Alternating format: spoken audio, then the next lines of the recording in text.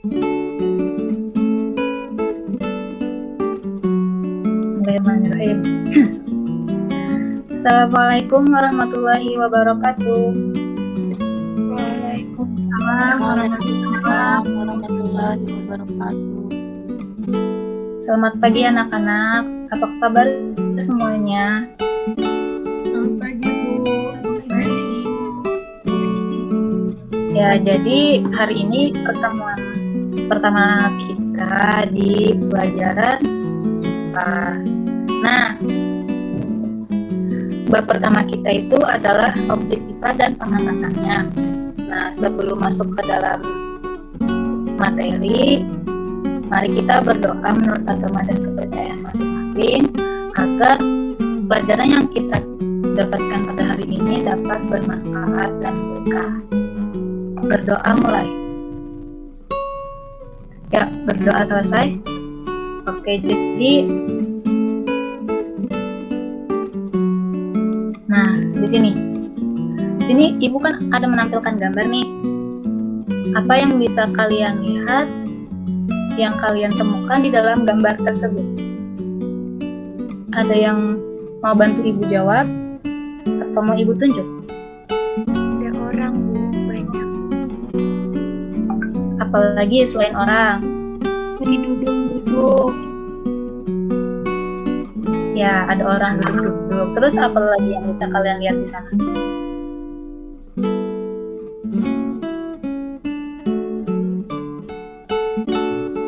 Ayo, ada yang tahu?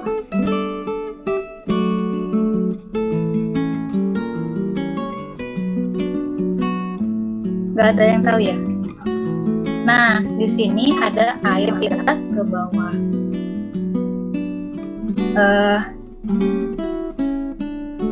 Nah, kalian tadi kan sudah melihat nih di dalam gambar, menemukan ada orang-orang, ada air, ada tangga, ada bangunan kan? Nah, hal yang kalian lakukan tersebut dinamakan penyelidikan ilmiah. Penyelidikan ilmiah itu kenapa disebutkan penyelidikan ilmiah? Karena kita telah melakukan suatu pengamatan sederhana, yaitu mengamati sebuah gambar. Nah, yang selanjutnya ada penyelidikan ilmiah. Penyelidikan ilmiah itu ada tiga aspek atau hal yang membuat kita dapat tahu kalau tersebut dinamakan penyelidikan ilmiah. Nah, yang pertama itu mengamati. Kalian tadi sudah melakukan pengamatan kan? Salah satu pengamatan sederhana.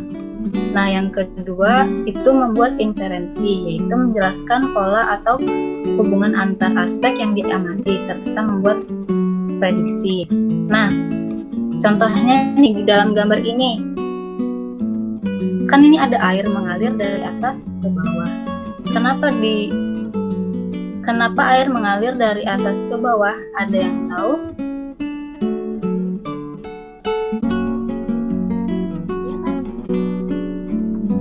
Karena Halo, ada gravitasi. Nah, iya. Gaya gravitasi. Gaya gravitasi itu didapatkan oleh siapa? Siapa yang menemukan gaya gravitasi? Ada tahu, Bu? Ya. Nah, sejarahnya gaya gravitasi itu didapatkan oleh salah satu ilmuwan, di mana ilmuwan itu melihat buah yang jatuh dari pohon dari atas ke bawah. Nah, di sanalah ilmuwan tersebut menemukan gaya gravitasi. Nah, itu merupakan salah satu contoh inferensi, yaitu menjelaskan pola atau hubungan antar aspek yang diamati serta membuat prediksi. Kemudian yang ketiga ada mengkomunikasikan. Nah, contoh mengkomunikasikannya gimana? Nah, setelah kalian melakukan pengamatan, misalnya nih di gambar ini ada gambar bayi, ya kan?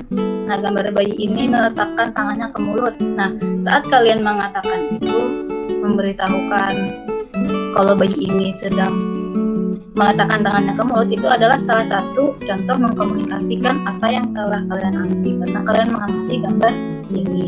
Nah, kalau ini gambar apa nih? Siapa yang mau menyebutkan? Ada Tiara, coba Tiara. Gambar detektif kah Bu itu Bu? Ya, apa yang dilakukan detektif? Berbisik.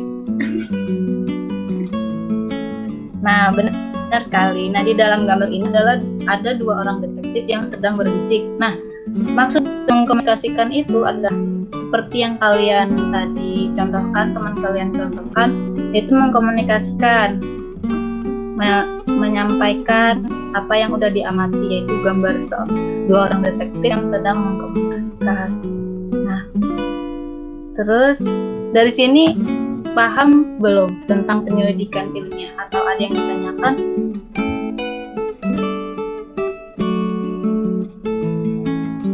Sudah paham ya? Paham Bu. Ya, baiklah kita lanjutkan ya. Nah, ini juga salah satu contoh bagaimana BMKG mengetahui besar kekuatan gempa bumi. Nah, bagaimana BMKG mengetahui besar kekuatan gempa bumi? Ada yang tahu nggak? BMKG itu singkatan dari apa? Nah, BMKG itu adalah singkatan dari Badan Meteorologi, Klimatologi, dan Geofisika, atau kalau kita sebutkan itu yang sebuah organisasi yang mengamati peristiwa-peristiwa alam, misalnya kayak gempa bumi gitu. Nah, BMKG itu untuk mengetahui besar kekuatan gempa bumi nggak mungkin bisa langsung tahu, tapi melakukan pengamatan di seluruh lapisan permukaan bumi. Kalau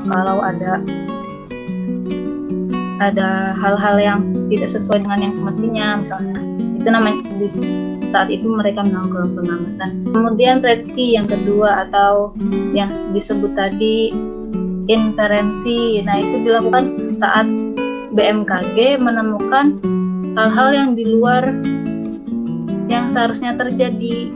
Misalnya yang harusnya lurus, kok ada yang bengkok, misalnya kan kayak gitu. Nah, mereka memprediksi, wah ini tiba akan ada terjadi gempa nih, misalnya kayak gitu. Kemudian setelah mereka mendapatkan prediksi, mereka akan mengkomunikasikannya yang ketiga, langkah yang ketiga. Caranya gimana? Mereka menyampaikan hal-hal pencegahan kepada pemerintahan, dan kemudian pemerintahan menyampaikan kepada rakyatnya harus gimana. Nah, itu caranya informasi. Nah, itulah yang disebut mengkomunikasikan. Nah, yang selanjutnya, seorang peneliti itu memiliki beberapa sifat. Nah, jika tidak memiliki sifat itu, maka tidak akan bisa menjadi peneliti yang baik. Yang pertama, teliti. Nah, teliti itu dilakukan bagaimana? Ada yang tahu nggak gimana cara teliti?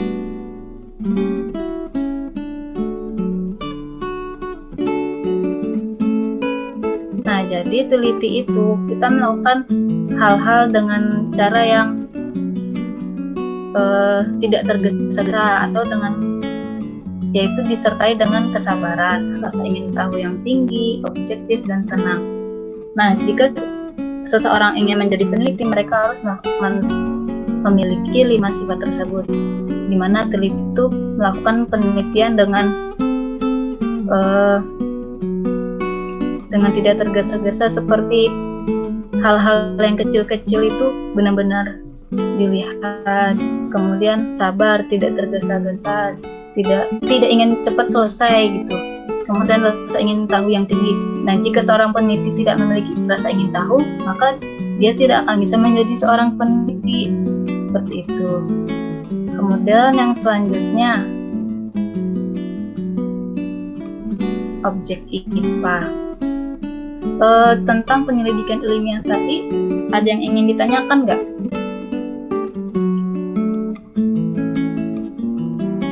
Coba Tata, sudah paham belum? Paham Bu.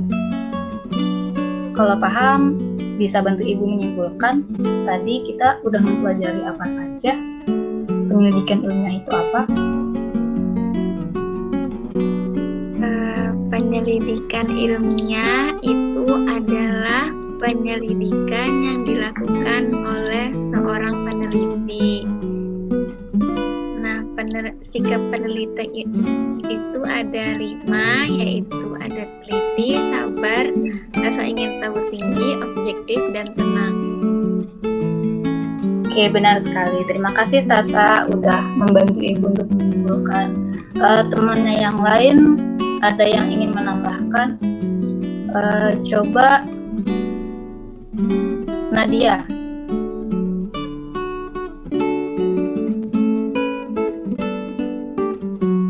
Iya, Bu.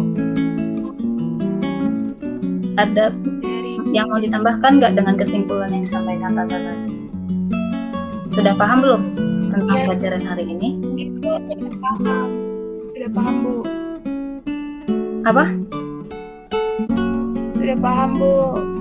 Oke, nah kita akan melanjutkan karena kalian sudah paham semuanya mengenai penyelidikan ilmiah, yaitu langkah-langkah dan sikapnya. Kemudian kita akan melanjutkan ke objek IPA. Nah, objek IPA, ada yang tahu nggak?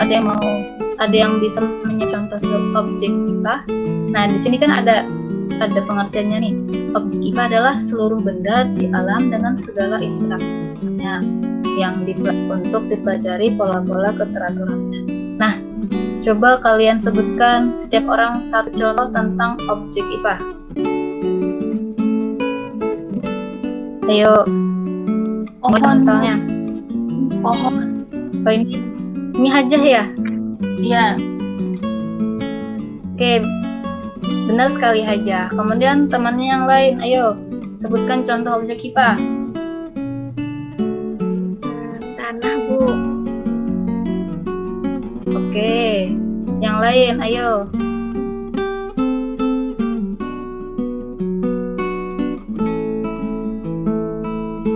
Matahari, Bu. Mana suara? Oke, nah, ada sebuah gambaran. Coba kalian umpamakan kalian itu seorang peneliti cilik. Apa yang kalian temukan di dalam gambar ini?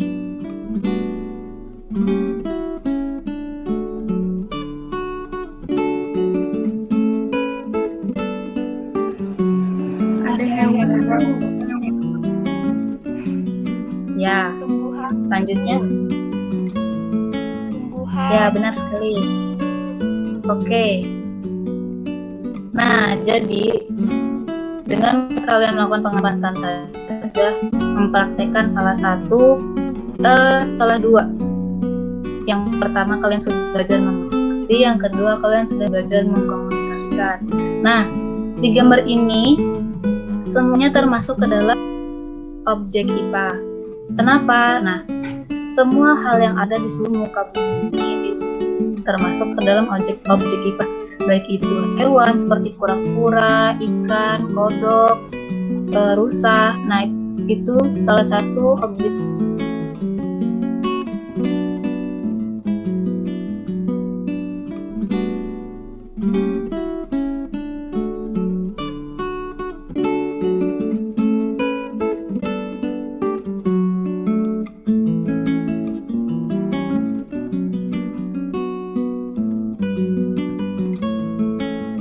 Berdasar materi ini nih yang udah kita pelajari sebelumnya mengenai penyelidikan IPA dan objek IPA, Ibu ingin memberikan tugas kepada kalian melakukan suatu pengamatan di rumah, yaitu pengamatan terhadap objek IPA yang ada di sekitar rumah kalian dan